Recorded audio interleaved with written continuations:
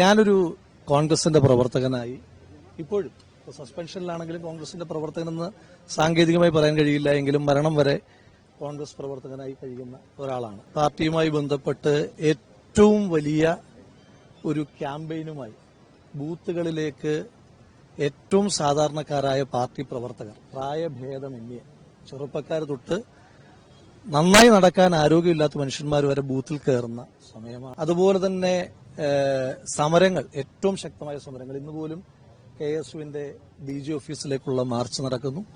Youth കോൺഗ്രസിന്റെ വിവിധങ്ങളായ സമരങ്ങൾ നടക്കുന്നു. സമര നേതാക്കന്മാരെ മുഖംമൂടി അണിഞ്ഞുകൊണ്ട് പോലീസ് കൊണ്ടുപോകുന്ന കാഴ്ചകൾ നമ്മൾ കാണുന്നു. ക്രൂരമായ കസ്റ്റഡി മർദ്ദനങ്ങൾ ഉണ്ടാകുന്നു.